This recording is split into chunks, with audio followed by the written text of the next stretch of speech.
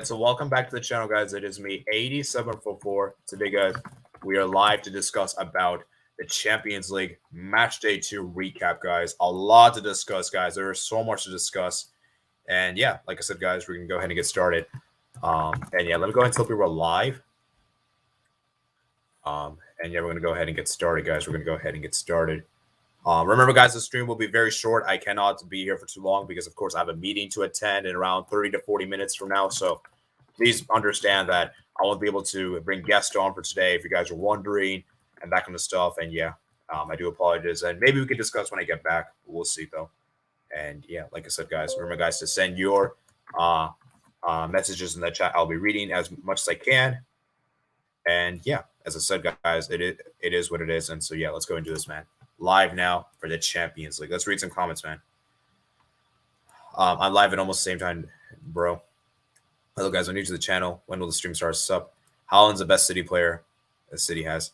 Haaland's the best player in the world. Inter on fire. Benfica thrashed. Hello, 80. I'm new. All right, let's discuss, guys. Let's discuss, guys. Match day 1. Let's discuss, man. Let's discuss.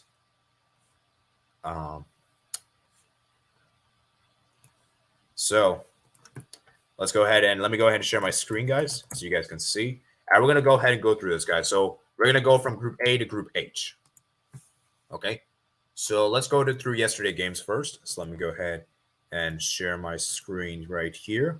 So as you guys can see, these are the games. I just came up doing a watch along with Matt's. So that's why the stream was a little delayed.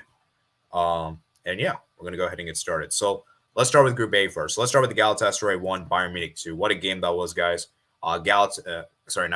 Copenhagen. Copenhagen 1, Bayern Munich 2. What a game that was. Bayern had to struggle to beat Copenhagen. And guys, I think this Copenhagen team is underrated, guys. I think this Copenhagen team, we got to respect them more for what they did. Very commendable effort. And I just think that for Copenhagen in particular, man, it's amazing to see what they did. You know, Bayern scoring those 2 goals. You know, Musiala was fantastic. And then you see that run that Muller made for the goal. The Tell goal was fantastic. And I just think that for Bayern Munich, man, I still have a lot of concerns, man, with this Bayern team because Kane was kind of underwhelming, you could honestly say. And for Copenhagen, man, like, they're a good team, guys. Like, look at, like, they put up a good performance, guys. And I just think that for Bayern in particular, man, they have to be more careful, man. So, as I said, man, there is that.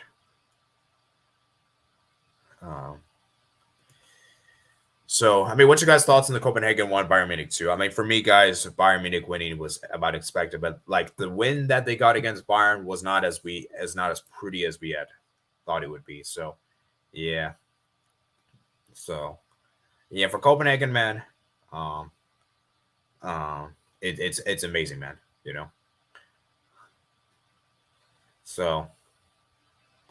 Yeah, let's go read this stuff here, man. What a game in Danish capital. The goalless first half was soon forgot as the second half roared into life with 3 goals and a plethora of highlights to go along with them. Bayern's wasteful finish was punished by the host 10 minutes in the second period as Lager slaughtered their breakaway opener. That lit the fire under Bayern that had so far been lacking, with Musiala popping up to the defense his way through and equalized just 12 minutes later. From there, the Bavarians were in the ascendancy, and with 7 minutes to go, substitute Muller and Tell combined for the 18-year-old to strike the winning goal on the counterattack. Der Rotten were far from home and dry through and needed a last-ditch Ulrich save in the dying section to prevent the host from equalizing. Yeah, I mean, Bayern, man, it's not looking great. Like, you know, and this is my concern with Bayern Munich is, guys, is that this Bayern team is still, there's a lot of vulnerable issues. You know, like this Bayern team defensively, I still feel like is very suspect. And I even feel like their attack isn't that great. Like, because as good as Musiala is, I don't think he's like a consistent goal scorer. I don't think you could rely on him every single game and be clinical. You know, I think Kane and Sané are probably the most clinical players, you know. And I feel like Bayern needs Kane. If Kane doesn't really perform, that's going to be a big issue because I think Kane has to perform for Bayern, especially in those big Champions League games.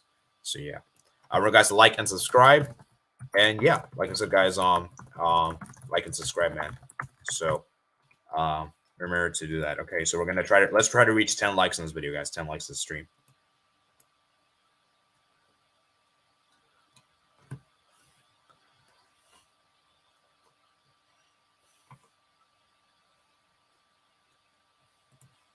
So, yeah, let's go read some comments.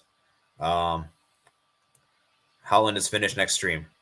Lautaro more goals than Haaland. Bayern didn't do good until they equalized. Like to describe Football IQ says hello. Anything else I missed upon this Bayern game? I don't think there's really much more to be discussing here, guys. And like I said, guys, we should probably move on to the next game, guys. Let's go ahead and move on to the next game, guys. And Manchester United, man. Wow. Unbelievable, man. Unbelievable from United. Now, I did see the highlights of this game. I saw the extended highlights for the game. And I got to say, man, Galatasaray, man, they showed up big time. And I think this win for Galatasaray is massive because this is the first time they won an English soil in their entire history. And I believe it's the first time they've won in the Champions League since like 2015, I believe. And I just think that for Galatasaray in particular, man, they were so wasteful in the final third, man. Mario Icardi, man. I know he scored that great goal there in the 81st minute, but the guy missed so many sitters. He missed the penalty. He missed so many chances in the last couple of minutes. And for United, man, Onana is on terror fraud watch. Onana has been horrendous, guys. Onana has been garbage. And honestly, man, I just feel like for United, it's getting peak. Like, what is going to happen? Like, is Ten Hag going to still persist with Onana? Because if I'm being real with you guys, Onana should be benched. Onana should be benched.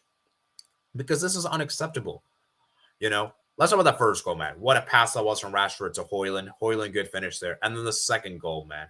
Terrible defending from United. Lindelof got cooked by Zaha.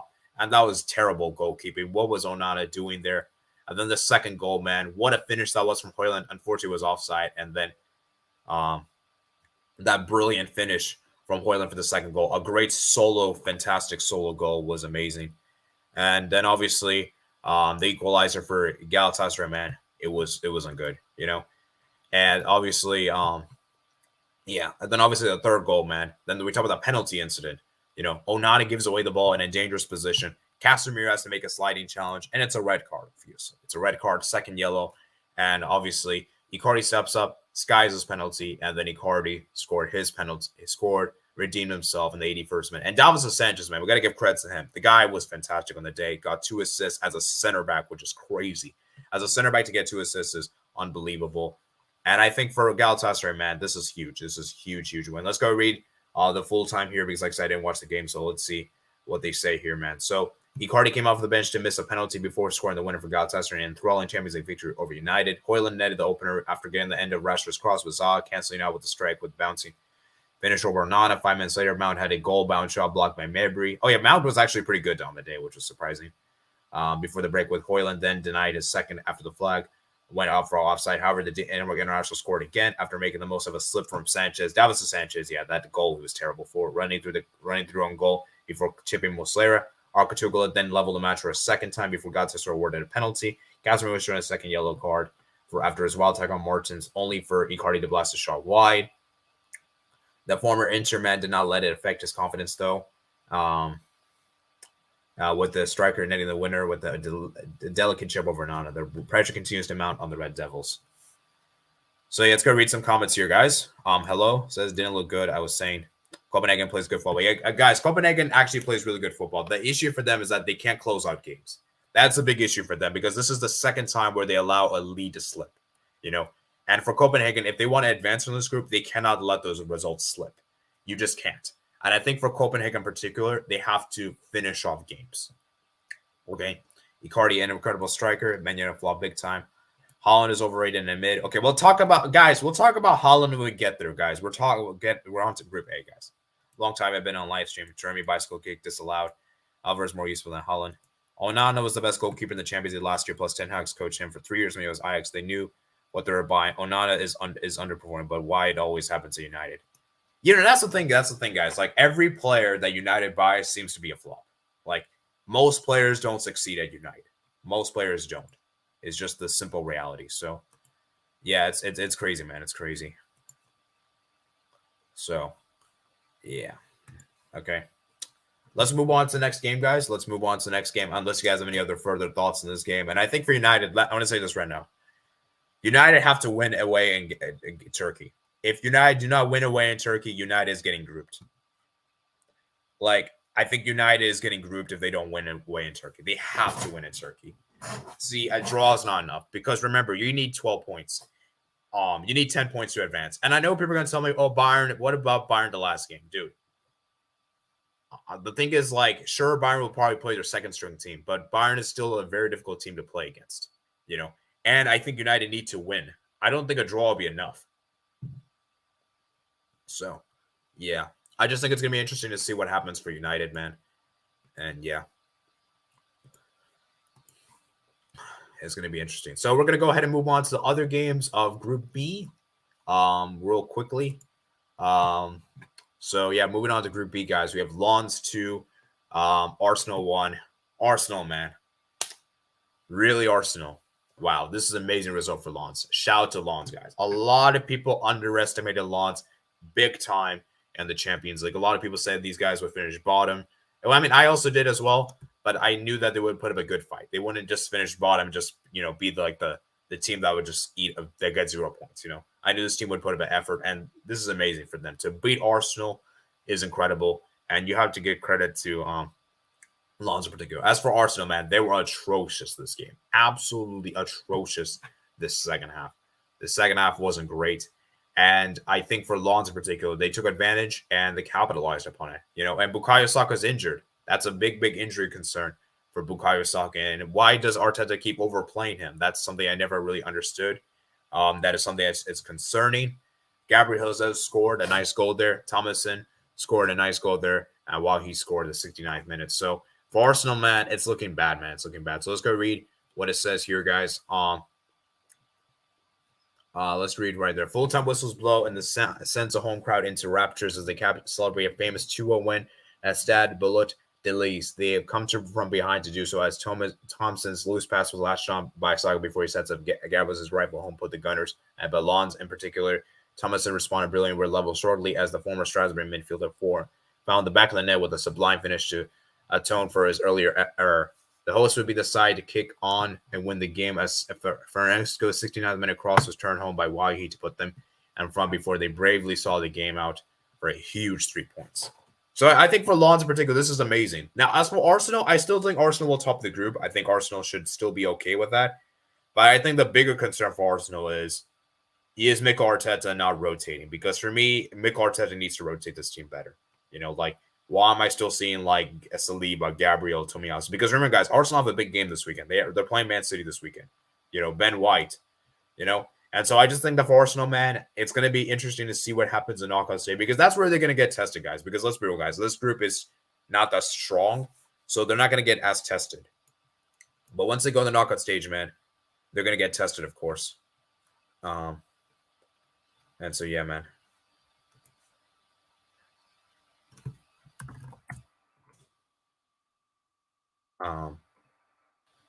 So yeah, man.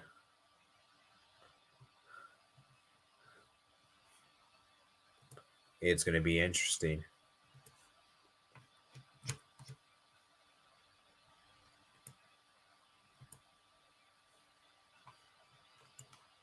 So yeah, I think for Arsenal, as I said, man, not looking the best, man. And David Raya, man, he made an error to goal. Error leading to the goal there. So yeah. Let's move on to the other game. So what minute are we on for this stream? We're on we reached 10 likes, guys. Come on. Let's reach 20. Can we reach 20 likes, guys? Come on. We have PSV 2, Sevilla 2, guys.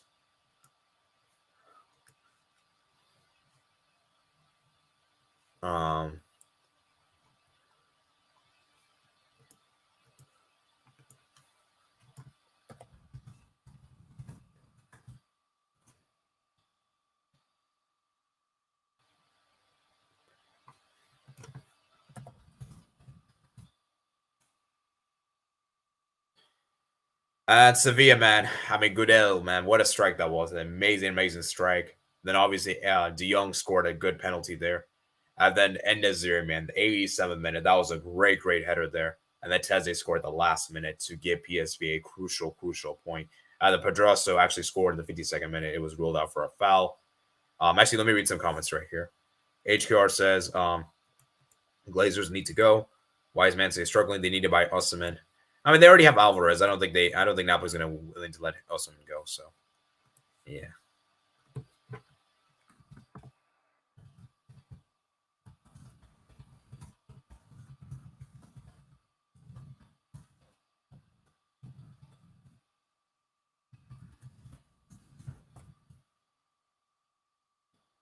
So, yeah, it's going to be interesting, guys. It's going to be interesting. So let's go ahead and read the ticker here, guys. So, and it ends all square, man, with the points shared after a 2-2 draw between PSV and Sevilla. The host dominated the first half and almost had a goal to show for it. Bermeldo's header was ruled out for offside. Just after the break, Sevilla had a goal chalked up themselves. The ball struck Pedrosa's hand. The build-up, Goodell's empathetic volley did count, though, and Nazir struck the bar shortly after. De Jong pulled PSV level from the spot, but Sevilla were back in front just over a minute later with through En-Nesyri's header. And Luka Bacco also hit the post before Tezzi equalized in the 95th minute. So, yeah, I mean, I just think that's crazy, man, for Sevilla, man. Like, this is incredible, man. You know, and I think for PSV, man, I mean, they honestly should have won this game. They were so good in the game. I think Sevilla, man, they were lucky to get a draw in this game. But I think given the context and given the momentum of the game, I think PSV, of course, would be content with the draw. But obviously, they would like to have won this game. So, yeah. It's going to be interesting, guys. So, yeah. Let's read some comments here, guys. Goodell, yeah, Nicola says PSG's finished. Let's move to Inter Benfica. Yeah, we're going to get to that game in a bit. We're going to get to the game. I'm just going chronological order, man. Chronological order. And Noah Lang was the man of the match, according to FootMob here. So shout out to him, man. Shout out to him. All right. And yeah, Sevilla had to rely on their center backs to come clutch with the goals and assists, man. And Nyland, man, he was fantastic on the day. He made 6 saves. So, yeah, for PSV, man, this is incredible, man. Good performance from them. They managed to rescue home a point in this game. So, yeah.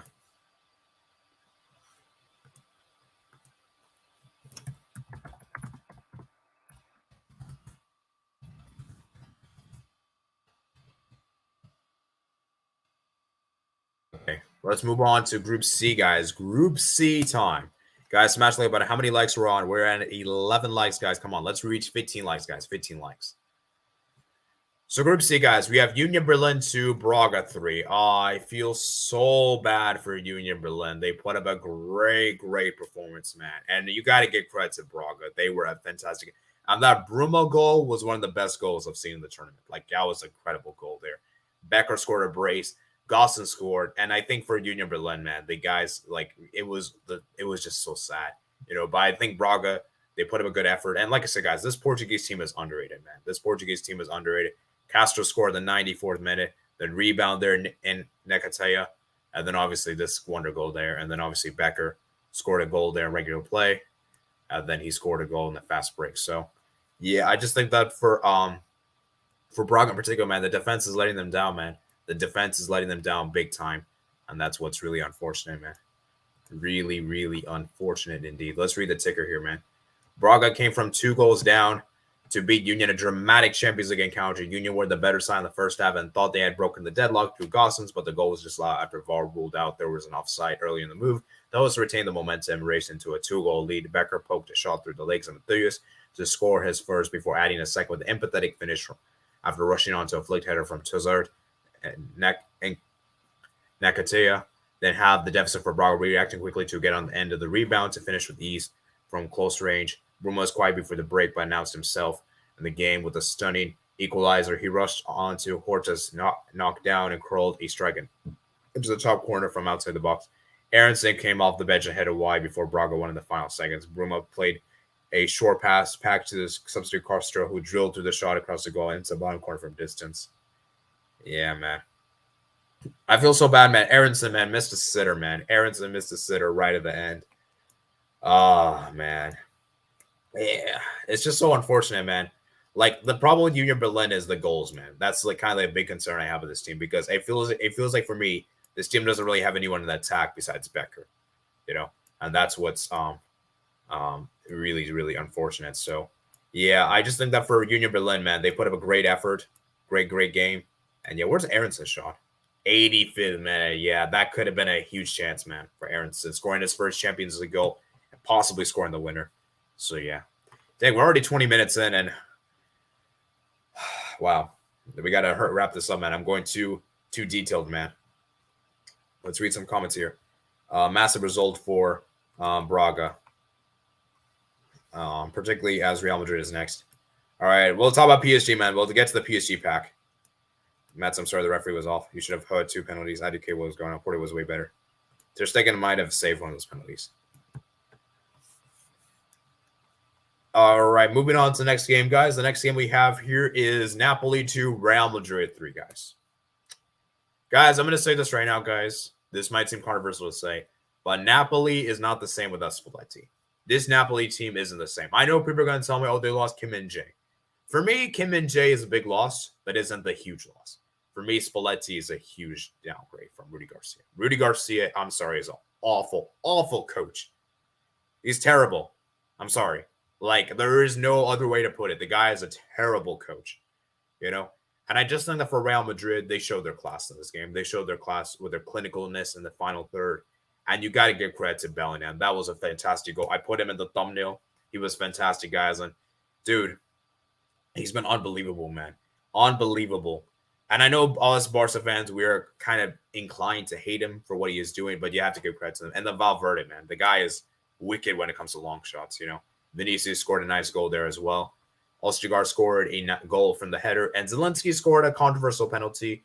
And yeah, I just think that for Napoli in particular, man, Kepa, you know, is actually been decent for Real Madrid. I don't think he's been as bad as we would expect him to be. And yeah, I just think that for Napoli in particular, man, this is a huge L. And for Real Madrid, this is comfortable. This is comfortable. They got the job done as expected. And for Real Madrid, they won 3-2, man. They won 3-2. I'll be right back, guys. My mom's calling me real quick.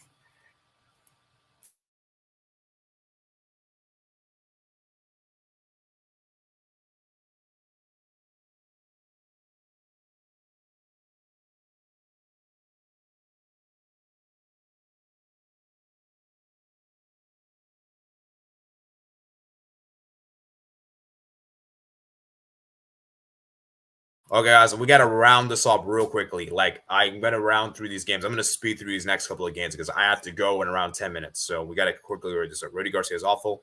Ronaldo is right for firing him. So, yeah. Let's go ahead and move on, guys. So we're done with Group C, guys. We're done with Group C. Let's go ahead and go on to Group D, guys. Group D, guys. So, guys, I have to owe an apology to Sociedad. These guys have proven me wrong massively. And I got to say, this Salzburg team isn't good.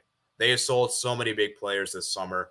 And, guys, shout out to Oyarzabal. Oyarzabal, man, fantastic goal there. And Bryce Mendes, man. Kubo, man. Sociedad has proven me wrong massively, guys. I have to owe a big, big apology because I said these guys wouldn't get top 4. I said these guys would finish bottom in the Champions League group, and they're proving me wrong massively. And, guys, Sociedad's a real deal. Sociedad's a real deal. I think, that, guys, if I'm being honest with you, I think this could be a dark horse candidate. I think there's a dark horse. I think Sociedad is your good pick. I think Sociedad is a good pick, guys, because this team plays well on the attack. Defensively, they're structured, and I think they're just organized. And Sociedad and Salzburg, as I said, man, I think their attack is just abysmal. You know, and I think that when they got against Benfica was more of how Benfica were terrible, and they were down at 10 men, and I think that win wasn't as good as, like, I think we overhyped that win, honestly, Salzburg did against Benfica. So, yeah, I think for Sociedad, man, I really, really think that I need to be apologized. And guys, imagine they won against Inter. They would have been in a great position. They would have been on 6 points, and it would have been amazing. They would have been like in a very good position to qualify. But now they're on 4 points, and they're now having to play against Benfica home and away, which will be very interesting. And given how poor Benfica have been, I could see them getting a result. So, yeah. And you, Benfica, man, these guys don't look great. And honestly, they were terrible against Inter. Inter dominated them from start to finish. Look at the XG, guys. This was incredible, guys. Benfica haven't been great as well. And my issue with Benfica is that they just haven't got the striker. I think that's a big issue with Benfica. They don't have that striker presence. You know, and Thuram has been amazing, man. Shout out to Truben, man. Truben had a great, fantastic game. He was excellent. He made 7 saves, you know. And I think for Inter, man, they were just unlucky when it came to the final third. They should have scored more goals. And I think for Benfica, man, this is a huge missed opportunity because now they're bottom of the group, guys. Could Benfica actually get grouped, guys? Because this has been a team that's been in the quarterfinals the last 2 seasons, and now I'll be real with you guys. I don't know, man. I've lost a lot of faith in Benfica. So yeah, Benfica are terrible. Di Maria has been mid on Benfica. I mean, he's been good so far with some goals, but I feel like Di Maria is not. I feel like Benfica has not really been as good as we. Benfica's been underwhelming, man. Let's just put it this way. Real Sociedad outplayed Inter. Yeah, I agree. Porto underrated. We'll get to the Porto game in a bit. So yeah, that's pretty much Group D for you guys. Moving on to Group E games. We have Atletico 3, Feyenoord 2. What a game of football this was. This was an amazing game, guys. Hermoso own goal there. Uada getting the goal there. And then Morata equalized. You could say it was kind of controversial build-up. And then obviously that was a great bicycle kick there in the 47th minute. The Griezmann effort in the 45th, just before stoppage time. And Hanko scored a great goal from the set piece there. Azpilicueta gave away the foul. And then obviously Morata scored in the 47th minute. And it was a great end-to-end game. This was a fantastic game from start to finish. And for Feyenoord, man, they really played well, man. They're a great team, guys. They're a great Dutch team. They're very direct. And I think this team could honestly give a lot of problems. I think this is a team you cannot sleep upon, you know. And for Atletico Madrid, even though they won the game, I feel like Atletico kind of got lucky in this game. I'm going to be honest with you. I feel like they kind of did. And I feel like the defense was not great for Feyenoord. And that's what let them down. The goalkeeper didn't make any saves. So, yeah. Sorry, I'm rushing through these games, guys. I just have to go in a bit. So, I just want to get this Champions League recap done because by the time I get back, it'll be too late. So, we have Celtic 1, Lazio 2. This was a great game. Celtic put up a great effort. And I feel so bad for them. Ferracci scored. Then Vecino equalized the 29th minute. Rodriguez. And then, would you guys believe, I think Celtic actually had another goal that was disallowed right at the end, the 81st minute, Luis Palma. And it was just heartbreaking fashion for Celtic. Because Lazio, man, they picked up a massive win on the road. This is a huge game to win. And with this win, it puts a great position for them to qualify. And I just think for Celtic, man, very, very disappointing. And they couldn't hold on to a massive win. Because if they had won this game, it would have been massive, man. And for Lazio, man, huge 3 points. And I think for Celtic, man, you could say they were unlucky. You could honestly say they were unlucky. So moving on, that's about Group E complete. Moving on to Group F, guys, we have Dortmund Milan. I cannot really analyze this game so much because honestly, guys, my CBS thing, my Golazo show didn't show really any highlights of this game. Maybe Sebastian can tell me, but this was a very end-to-end game. It seemed very nervy, very scrappy, and I think for Milan, they'll be the more content of the two teams. But I think for Dortmund, man, it's not great. Not winning at home against Milan. And given what Newcastle just did to PSG, I think Dortmund's in a really bad position now because now they have to get a result against Newcastle if they want to qualify from this group. So, yeah, I think it's going to be interesting, man. It's going to be interesting. So, yeah, like I said, I can't really commentate too much about this game because, like I said, there wasn't really I didn't really see any notable highlights. But, yeah, credit to Magnon, man. Made a lot of good saves, it seems. 3 saves. And yeah, so moving on to the other game, man. Newcastle 4, PSG 1. Oh my God. What a huge win for Newcastle. PSG, man, this was embarrassing. Absolutely embarrassing for PSG, man. And I got to say, man, Marquinhos was awful in the day. Gave away the first goal, man. He was directly at fault. And the second goal, man, it was great there for the set piece. And, dude, Newcastle were amazing in this game. They honestly obliterated PSG. PSG couldn't get a sniff on the game. And defensively, PSG were awful. The only saving grace of this is that Lucas Hernandez scored. And, it was just embarrassing. And then Shaw scored the third goal. He scored the last goal and the long staff, man. So, Newcastle were dangerous in set pieces, man. Dangerous at set pieces. And for PSG, man, this is embarrassing, man. Absolutely embarrassing to lose 4-1 away to Newcastle, man. Jeez, man. Jeez. Embarrassing, man. Embarrassing. The atmosphere, man. It's crazy. I'll read your comments, guys, after I get through the final 4 games, and then I'll round off here, guys. So they have Cervena Zvezda 2, Young Boys 2. What an end-to-end game this was. Cervena Zvezda scored a late goal at the last minute. Well, not last minute, but a very late goal. That could mean a lot. And for Young Boys, man, this was a very good game, back and forth, a very end-to-end. It was always going to be difficult. And I think for Cervena Zvezda, they're going to be disappointed that they couldn't have won this game. But at the same time, though, I think they're also going to be happy that we didn't lose this game. it's better to get a draw than lose, obviously. And I think for Young Boys, is a great result for them on the road. So shout out to them. It was a very good game, start to finish. And yeah, man, it was a good game, man. Good game. Then we have the other game. We have RB Leipzig 1, Man City 3. What a win this is for Man City on the road against RB Leipzig. They scored 2 late goals. And I think for Leipzig in particular, man, they were not great defensively, man. And, like City, man, look at the momentum they had in this game. They were honestly the better team. Leipzig kind of got lucky in this game with that goal, Penda goal. And yeah, man, City just dominated them. And we got to have a conversation of Haaland, man. Haaland's not been great this season so far. And Julian Alvarez, man, came off the bench, scored the goal, and Doku as well. And then Foden, man, nice goal there. So I think for Man City, man, they're going to cruise through this group. They're going to probably go unbeaten because this is probably their toughest game they had on paper. And they actually managed to get a win. Although, to be fair, maybe going away to Serbia could be difficult, but you would still expect City to win. So moving on to Group H, the final groups here, we have Royal Antwerp 2, Shakhtar 3. Now, unfortunately, I didn't get to watch this game. I did see some parts of the game, though, at Royal Antwerp, man. They were leading 2-0. And then Shakhtar, they did a comeback, man. They did a comeback. It was so disappointing. And then they even had a penalty right at the end, and Vertonghen skied this penalty. And Shakhtar, man, this is amazing. What a turnaround this is. What a huge result for this is on the road. And for Antwerp, man, defensively, these guys were great. And yeah, Vermaelen, man, I feel bad for him because he had a fantastic game. Okay. And the last game we have here is Porto 0, Barca 1. I will just say this right now that Barca were very lucky to win this game. We did not deserve to win this game. But like I said, we took advantage of the mistake made by Mario, that player. And it was pretty much Barca and pretty much Porto that dominated us the second half. We were very lucky to keep a clean sheet. There were some controversial calls being made for the penalties in particular there. And for Barca, man, we got a lucky, you could kind of say we kind of got a lucky win.